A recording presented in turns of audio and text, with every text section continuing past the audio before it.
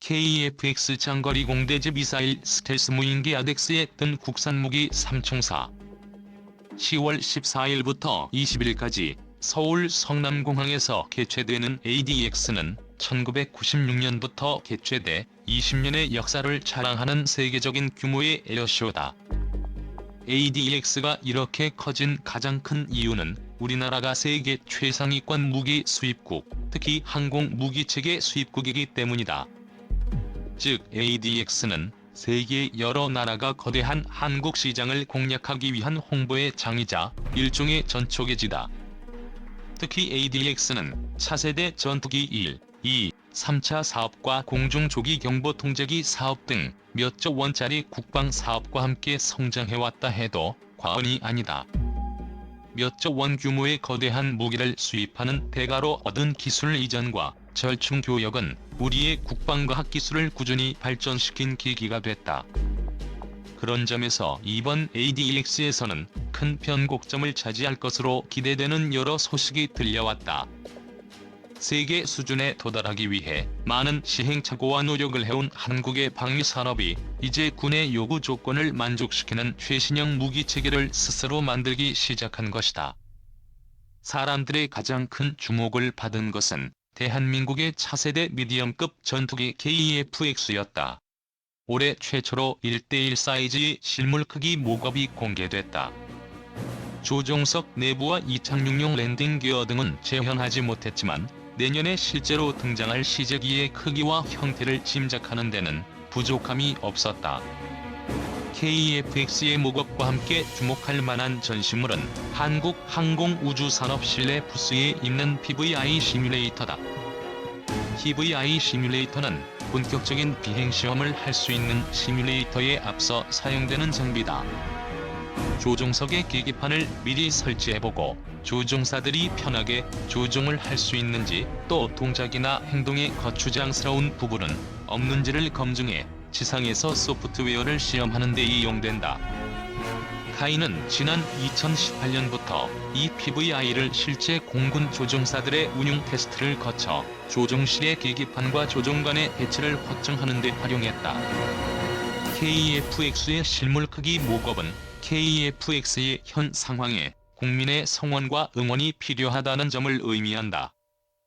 지난 칼럼에서 지적했듯 KF-X는 지금까지도 험난한 진행 과정을 개발진의 각고의 노력을 통해 극복했다. 하지만 시제기 제작 및 비행시험이라는 거대한 산을 마주한 것은 분명하다. 그러나 다행히도 KF-X의 미래 작전 능력을 높여줄 새로운 개발 계획이 이번 ADX 2019에서 선을 보였다. LIG X1이 지금까지 정보가 많지 않은 국산 장거리 공대지 미사일의 실물 크기 모형을 공개한 것.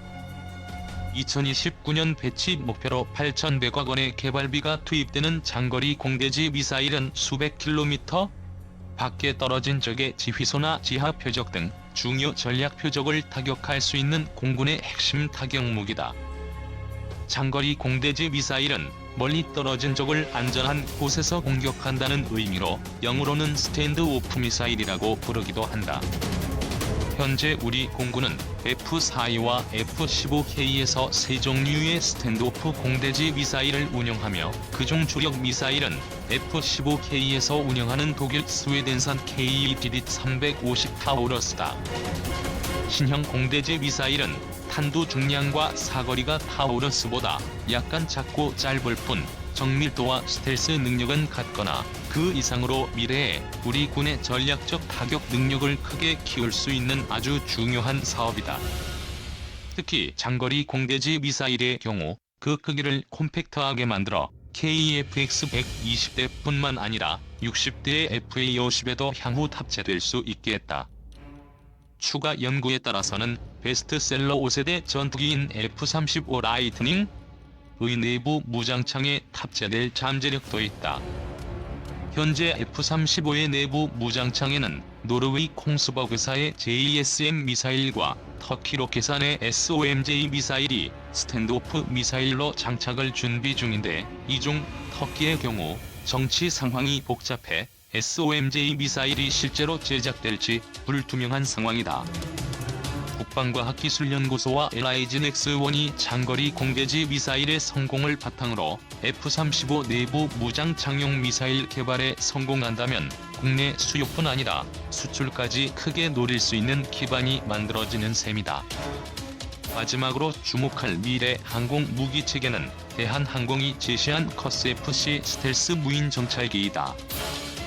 커스-FC는 중국의 GJ-11 스텔스 무인 공격기와 유사한 모습을 가졌는데 전장 10m, 전폭 16m 정도의 중대형 무인기로 무장을 탑재하지 않아 직접적인 공격 임무를 수행하지는 못한다.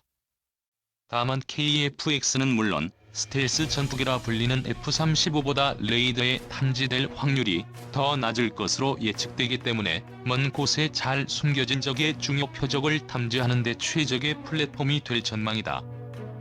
커스-FC는 향후 기술 발전 상황에 따라 수입산 엔진을 사용하는 KF-X와 달리 국산 터보제트 엔진을 탑재할 가능성도 열려있다.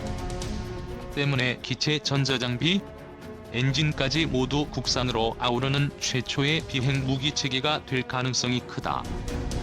다만 커스-FC는 위험한 정령공의 침투에 정보를 수집해야 하기에 영상 데이터 링크 교란, GPS 위성항법 수신 신호 교란 및 방해 자율 조종 비행 시스템에 대한 공격 등 다양한 드론 퇴치 기법이 적용될 가능성이 높다.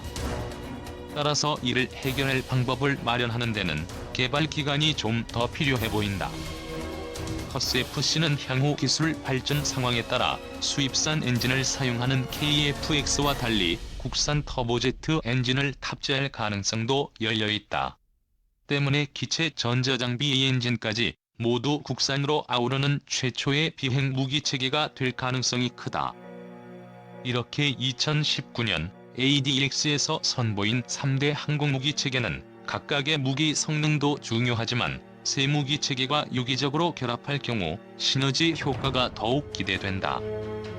커스-FC가 정찰 장비를 탑재하고 스텔스 정찰 임무에 나선 다음 적이 이동식 미사일 발사대 지휘부 대규모 보급 부대 등 적 깊숙한 곳의 동태를 실시간으로 파악하고 이상 징후 발생 시 한반도 상공에서 공중 초계를 하는 KF-X에게 표적 정보와 상황을 공유한다. KF-X는 지휘부 결심하에 자체 방호 장비를 작동하고 적지상 레이더가 미치지 않는 사각지대로 이동해 장거리 공대지 미사일을 발사하면 장거리 공대지 미사일은 적방공망을 피해 초저공 비행으로 적을 사전에 경멸하는 시나리오를 그려볼 수 있다. 이런 유계적 연결이 가능한 것은 국산 무기체계의 장점인 군수 지원과 네트워크 능력 때문이다. 현재 한국 공군에서 가장 뛰어난 탐지 능력을 가진 F-35 전투기의 경우 수백 킬로미터 밖의 전투기를 잡아낼 수 있고 100여 킬로미터 떨어진 건물의 창문도 정확하게 볼 수 있다. 하지만 F-35가 포착하고 조준하는 영상을 지휘부나 다른 전투기에 실시간으로 공유하는 것은 어렵다. 그런데 제작과 관리가 자유로운 국산 데이터 링크를 구축하면 스텔스 무인기와 지상 지휘부 그리고 KF-X가 실시간으로 표적 영상을 공유받고 미사일의 적의 위치를 입력한 다음 스텔스 무인 정찰기로 미사일이 잘 명중됐는지 확인하는 것이 충분히 가능하다. 군수 지원 분야에서의 경쟁력도 있다. 현재 한국 공군은 연평도 사태 이후 긴급한 지상 공격을 지원하기 위해 공대지 미사일을 탑재하고 초계 비행에 나서는 경우가 있는데 이때 수리와 유지가 복잡하고 비싼 외국산 스탠드오프 무기를 장착하는 것은 거의 불가능하다. 하지만 업체와의 협조가 원활히 되는 국산 무기라면 상시 운용에도 큰 어려움이 없어진다. 한편 국산 무기 체계에 대한 걱정과 우려의 목소리도 여전하다. 가장 큰 우려 사항은 시험 평가와 테스트가 부족하다는 것. 따라서 제작사의 홍보 스펙보다 떨어지거나 실전에서 잘 작동하지 않을까 하는 걱정이다. 그러나 다행히 우리 군과 방위사업청, 방위산업체들은 이런 문제점을 인식하고 과거보다 훨씬 뛰어난 시험평가 과정을 도입하고 있다. 가령 부족한 국내 시험평가 시설 대신 해외에서 발사시험과 테스트 시험을 하고 정밀한 공학기술을 적용해서 신뢰성을 보장할 수 있는 최적의 시험 사격과 시험 평가 횟수를 정리하기 위한 것들이다. 2019 ADX에서 보여준 국내 항공 무기체계 산업의 밝은 청사진을 실제로 보게 될 날을 기대한다. ADX 행사장에서 차세대 3대 무기체계가 전시된 카이, LIGN X1, 대한항공 부스를 방문해볼 것을 권한다. 대한항공, 미래성장 동력 무인 항공기 산업 주력 500MD 헬기, F5 전투기, UH-60 중형 헬기, 창공-91, 커스9 개발, 근접 감시 무인 항공기, 차세대 전술 무인기, 4단 무인기, 중고도 무인기. 한국 항공기 개발 제작 산업이 빠른 속도로 진화하고 있다. 대한항공은 1977년 국내 최초 항공기 500MD 헬기 1호기를 조립 생산한 데 이어 1982년 국산 최초 전투기 F5 1호기, 1991년 UH-60 중형 헬기 1호기를 각각 생산했다. 1993년에는 경비행기 창공-91 형식 증명을 획득했다. 형식 증명을 획득하면 양산 및 상용화가 가능하지만 상업적인 고려로 실제 상용화하지는 않았다. 2009년엔 전술급 무인기 커스9을 개발했고 2012년 중고도 무인기 탐색 개발을 시작했다. 지난해부턴 해상 초계기 P3C 성능 개량 사업도 진행 중이다. 최근엔 미래 성장 동력인 무인 항공기 개발 프로젝트에 주력하고 있다. 무인기 역사는 1984년 RPG, 1986년 KD2R로부터 출발해 2004년 근접 감시용 무인기 커스7, 전술 무인기 커스9을 최초 개발하면서 이정표를 세웠다. 2010년부터는 육군 사단 및 해병 정찰용 전술급 무인기와 저피탐 UCAV를 개발했고 2012년엔 중고도 정찰용 무인기 탐색 개발을 완료해 현재 체계 개발 단계를 진행 중이다. 특히 사단 정찰용 무인기 체계 개발은 미래 주력 산업 중 하나로 꼽힌다. 낮엔 상공 2에서 3km까지 날아 얼굴까지 정확히 찍고 야간엔 적외선을 이용해 촬영을 한다. 지상 통제와 자동 이착륙 통제가 가능해 착륙 지점의 불확실성 및 파손의 위험성을 현저히 줄였다. 내달 말 적합성 판정이 나면 양산을 시작할 예정이다. 최근엔 한국항공우주연구원과 함께 개발한 틸트로터형 실용화 무인기 TR-6X 상용화를 본격화하고 있다.